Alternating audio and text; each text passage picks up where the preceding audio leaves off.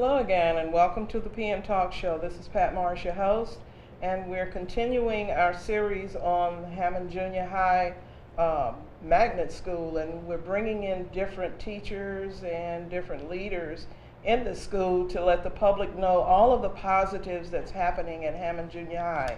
Today we have with us our special guest, Miss Charlotte Seymore, who is the master teacher at Hammond Junior High Magnet School.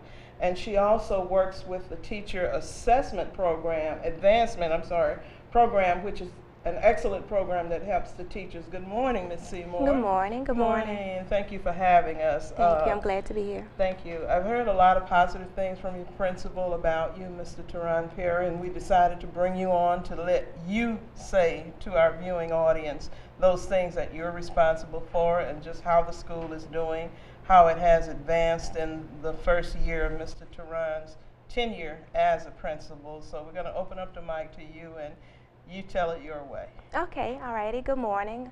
Again, my name is Charlotte Seymore. I am the TAP master teacher at Hammond Junior High Magnet School, and TAP is the teacher advancement program. It's a reform system that's been designed to provide teachers with that job-embedded professional development. We meet with the teachers once a week for 90 minutes. We provide them support and growth with the TAP instructional rubric. The TAP instructional rubric consists of 12 indicators. 12 indicators broken down into descriptors describing what effective teaching should look and sound like. And what we do is, as master teachers, we meet with the teachers, we provide them the support that they need in developing those indicators. And one of the things that Mr. Perry has had us to do this year is not just focus in on one indicator as a need for the whole school, but we provide each individual teacher within that 90 minutes special support based upon what we've recognized as a need based on their evaluations. At the end of cluster, we have assessed what each individual's teacher's needs based on their development, and we go into the classrooms, we provide them with team teaching, lesson planning, model lessons, whatever support is needed for the teachers to make them effective, to help them grow. Even our strong teachers, continuously need support. And we stress that with the teachers, with their students. You may have a student that's excelling and they're high, but you still want to provide whatever those students need. I love TAP. It's a great system. I couldn't imagine being in a school that didn't have TAP in it. I wish TAP was around, or when I first started teaching in '96, I wish TAP was around, because it would have made me an even stronger teacher.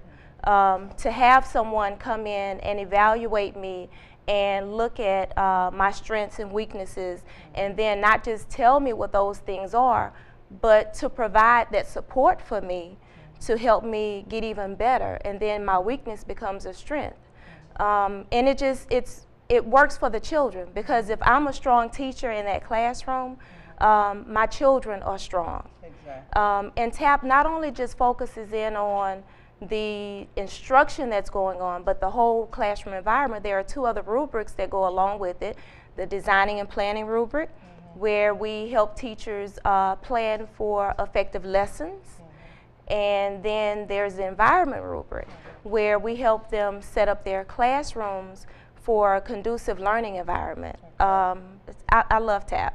It's just such a great system, and it really helps our teachers become strong.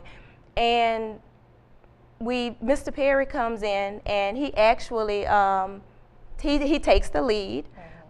We meet once a week. Officially, we meet once a week as a TAP leadership team to assess the needs, and everything that we do in TAP is data driven. Right. And I stress that to the teachers. Everything is data driven. It's not just because fly by the seat of our pants, this is what we want to do. It starts with our overall school goal, which is based on the LEAP and iLEAP scores, and then from there we design our yearly goal, and from there we have our cluster goal. So everything is data driven. We do field testing. We test out strategies on a group of students. We're normally the master teachers do that on their own, but our principal, Mr. Perry, he grabs a group of students, he field tests before we actually have an opportunity to do it, and then we field test what he's done just to double check to make sure we're on the right path, and then we bring it to our teachers. It's just, I can go on and on and on about TAP. It's such a great system. And this is what we want you to do today. I'm listening and picking up some points on what you're saying, and it kind of sounds old school, like it used to be, where teaching was really done. How effective is this with the students? How well do they receive what you're doing? The students receive it very well because the teachers have taken ownership of it. It's exciting when you go into the classrooms and you see whatever you've introduced to the teachers in cluster, you see it transferring over to the classrooms. And the students have become, they expect it. When they go in one teacher's class and they see an agenda up or a student-friendly objective up, they're expecting that to see in all of their other classrooms, and they will question their teachers. You know, Miss So-and-so has this up on her board, you know, or they know the I do, we do, you do piece of the lesson, their gradual release model. Even, well, actually the whole school, within the office, they will not buzz the classroom for a student until they're in that you do part of the lesson. And that's the part of the lesson where the student is now ready to practice independently on their own. Another great impact of it is our teachers do, they take that new learning, they implement it in the classroom, but then they have to do an IGP, an individual growth plan, where they have to take that, that new learning and reflect on it. Not only just the quantitative data, but the qualitative data. They have to look at how many highs, how many lows, how many mediums, based upon the rubric that we have designed as a leadership team. They take that rubric, they score their student work, and they're placed either in a low, medium, or high category. And then we don't stop there. We want a name next to that 6, that 5, that 4, that 10. Put a name next to it. Now that you have a name to it, now let's look at each of those groups of students. What did you notice that your low students were doing, your mediums, their highs? Let's look at that qualitative data. And now what can you do as a teacher to help those lows? Now this is a weekly basis. This is not a one size fits all. This is not a, we started at the beginning of the year and that's it. Every week you need to bring in a new IGP with your reflections on what you're going to do to help those lows, those mediums. And do we forget about the highs? No, we still have continued to help our high students grow. And so that helps our students because now, as a teacher, I'm learning to differentiate my instruction. I'm learning to do what I need to do for my low students. I know there's something I need to do for my mediums, and then something else for my high students. So it's had a great impact on our students and our teachers as far as helping those students. And one of the things I often remind my teachers of is the fact that when you take those old professional growth plans that we did a few years ago, and some schools, if you're not a TAP school, you're pretty much operating with the same professional growth plan. You fill it out, you say I'm going to work on these 3 things to help me towards my goal, sign it, principal sign it, you file it away. And I have an attic full of them. You know, you really don't use it to help you grow professionally. You know, some schools do, but for the most part, you know, I've been in 3 systems, Orleans Parish, Jefferson Parish, and now Tangipahoa Parish. And until now, being in a TAP school, I'm really using my IGP to help me grow professionally because we have to do it too as master teachers. We're evaluated. What I love about TAP is that it's an ongoing support system. As master teachers, we're evaluated to make sure we're doing the right things to help our teachers. Mr. Perry is evaluated. Our executive master teacher who comes from the state She's evaluated to make Okay. sure we're all on the same path, and it's just great for the school, great for students, great for teachers. So it sounds like you have a very good system of checks and balances on everybody, and that Exactly. transcends down to the students.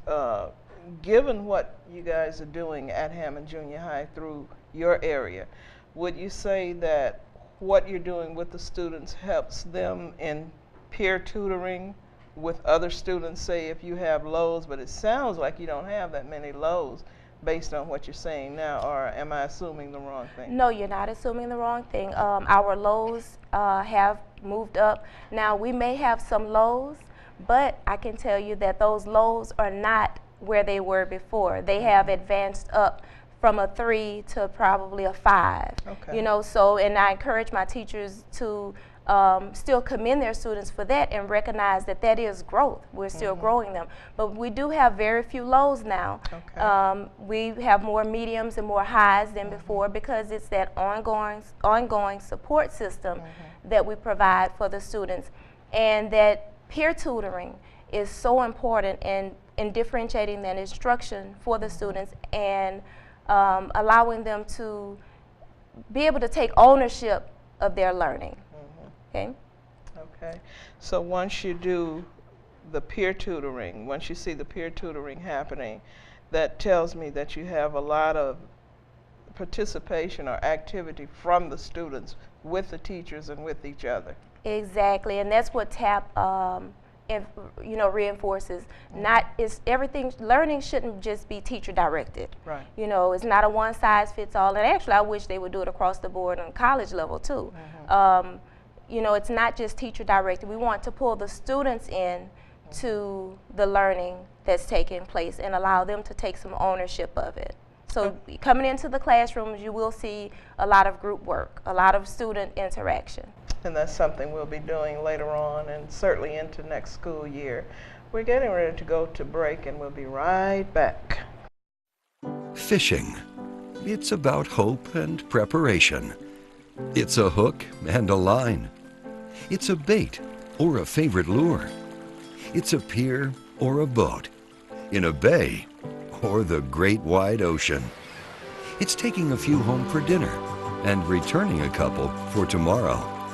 It's where good stories come from. It's all those things and a whole lot more. For Coastal Conservation Association, fishing is about enjoying today and making sure tomorrow is even better. Since 1977, CCA has worked hard to improve our nation's fisheries. Run by anglers, CCA understands the privilege of fishing and the responsibility anglers share for the resources we all enjoy so much. If this is what fishing means to you, then you belong with CCA. We're back with Ms. Charlotte Seymore, who is the master teacher at Hammond Junior High Magnet School, and she also is over the TAP Teacher Advancement Program, and we're talking about the program and how positive it is to have it in some of our schools in Tangipahoa Parish. And we want to certainly thank Mr. Coway for his vision of seeing this happening, and for the board members, Mr. Link, because it is certainly advantageous to all of our students who go through this program. And if you missed the first half of our program, just listen to what she's saying about the TAP program in the second half. So earlier we were saying how positive those things are and how it's involving the kids. What do the parents think about this program, the TAP program? The feedback that I've gotten from the parents that I've spoken with, they love it because they see that, you know, the teachers are growing. The teachers are growing and advancing, which trickles down to the students. And that's what, you know, TAP is all about. You know, student achievement, you know, doing what we need to do to get the teachers prepared and get them ready to better assist the students. Right, right. So, needless to say, TAP would be recommended if we could do so in all of our schools, because it is advantageous to have it. Oh, yes, that would, you know what, it would be wonderful if all of our schools in our district could be TAP schools.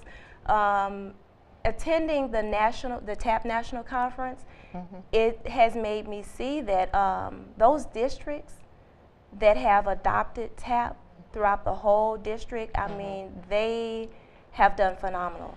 The rewards that they've received based on it. And there was one school that just did really well for, I think it was our summer institute.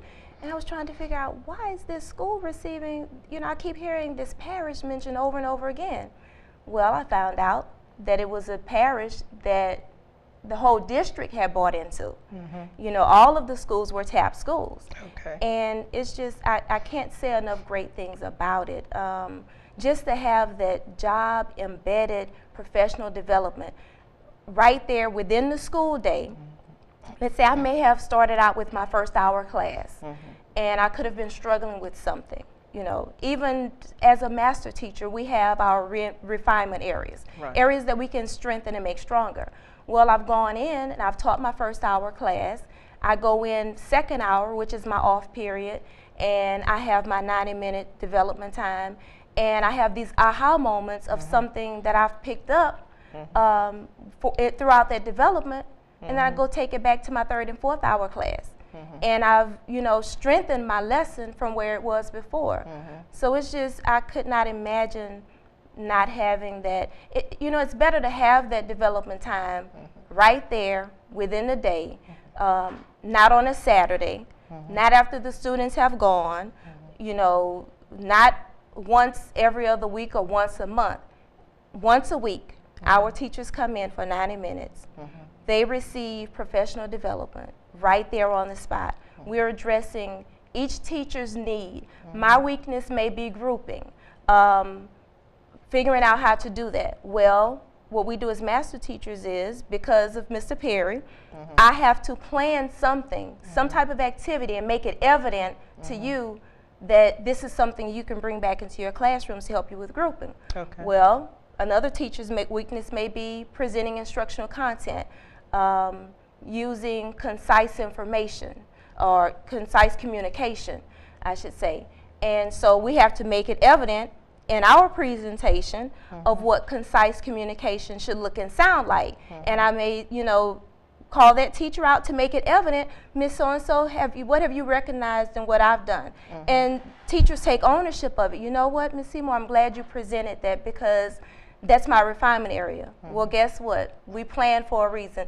Everything we do in TAP is data-driven, data-driven. You know, we take those evaluations.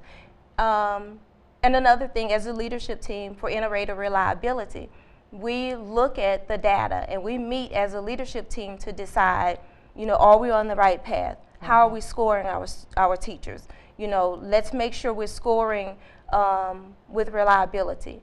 And we're scoring based upon, we look at what we think that instructional rubric should look and sound like within our schools.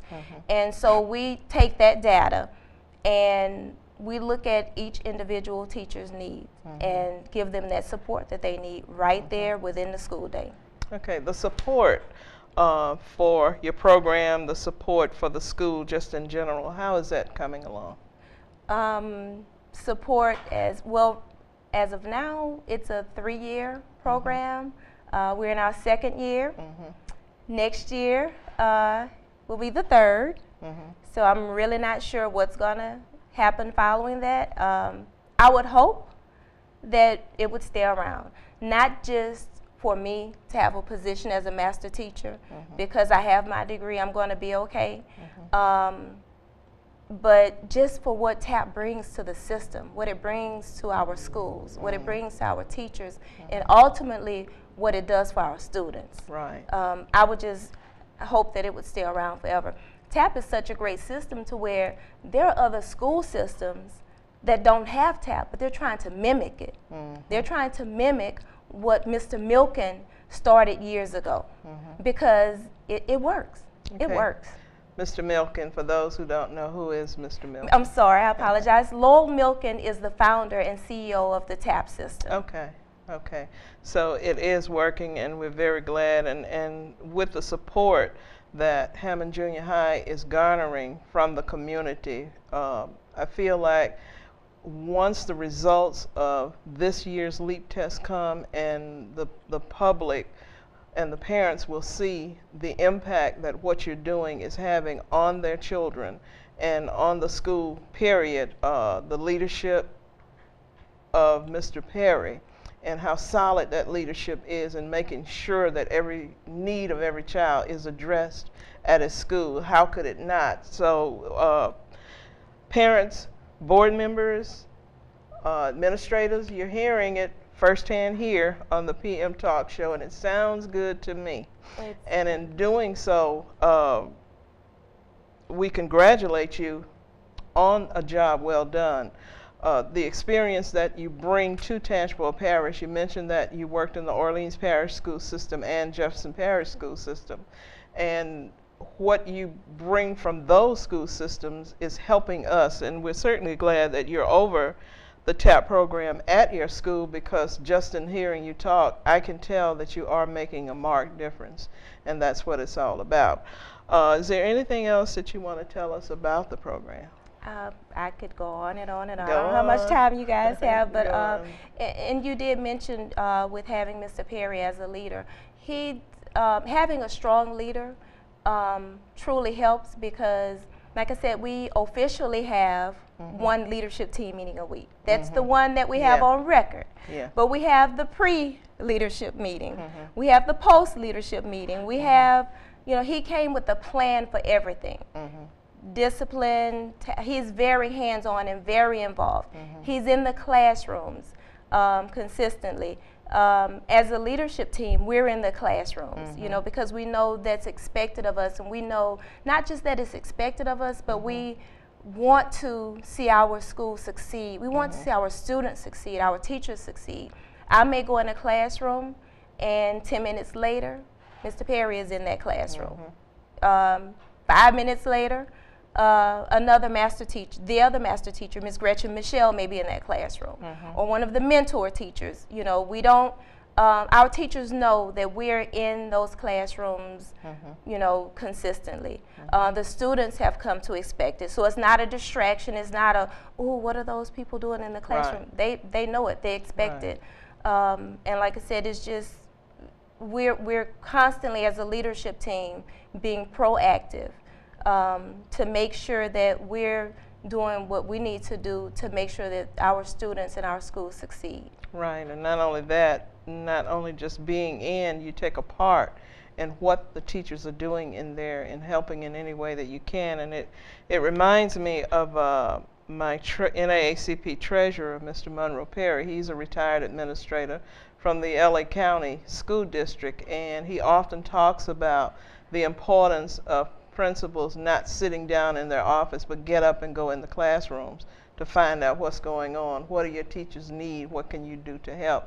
And when the children see this coming together of both teacher and administrators, I think it helps them to get a better perspective on why they're in the school in the first place. Would you not agree? Yes, I completely agree. I completely agree. And I'm almost pretty certain that, you know, when you come to the school, chances are you won't find him in that office unless he's in there with the parent or talking with one of the teachers. He is in the classrooms. He, like I said, he's field testing. What that means is, field testing means he's taking a group of students or a class of students and he's teaching a lesson. He's actually teaching a lesson to those students, explaining to them why he's doing that lesson, takes their student work and goes and score it to see what can I do to improve what I already have in place. In fact, what we have in place now is a strategy that he has designed. It's a compilation of thinking maps, but he's ingeniously put them together. I don't know how he did it, but he put them together, and our students are writing now. And students are having those aha moments of, I can write. Great, that is great. You know, I'm just so excited about what's happening at our school. Well, you all have the community excited, and one of the things that I like about Mr. Perry, he attended this month's second Saturday breakfast in Albany at Reverend Hart's church. And one of the things that he said was so profound until it got the attention of everybody that was there. He said, I want Hammond Junior High to be that school that I would send my own kids to. And we all just, it was just like we were in midair with, wow, this is a profound statement. So that told me one thing, and everybody there, that if you feel that strongly about a school, then that means you're going to put the best of the best in your school to help everybody's child that comes through there. And one of the things that we continue to encourage parents, business people, or the community, whether you have children there or not, or grandchildren there or not, stop by and visit Hammond Junior High and see it for yourself. And when you see it for yourself, then you'll become a believer, and you'll want to roll up your sleeves and help too.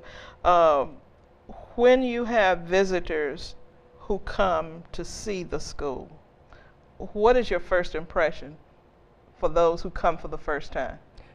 My impression of those people that are coming, my first impression is they are coming to see, you know, is it everything that they're saying that it is? And then I enjoy looking at their faces and their reactions when they step outside of those classrooms, and it's like, wow, you know, it's not what I thought it was. It's not, you know, it's not what I've heard about it. You know, there is just so much going on in our schools, so many great things. The structure of it, the discipline. You know, we're instilling in our students great moral things about character, not just within the classroom, but how to carry themselves and how to, you know, how to behave. And we're doing it school-wide. Right. Well, Ms. Charlotte Seymore, we want to thank you for being our guest. We're at the end of our program, and we want to thank our viewing audience for joining us again on the PM Talk Show out here at Miller Lake, where knowledge does matter. We hope that you will join us again, because we will continue to bring you knowledge that you can use. Thank you, and God bless. Thank you.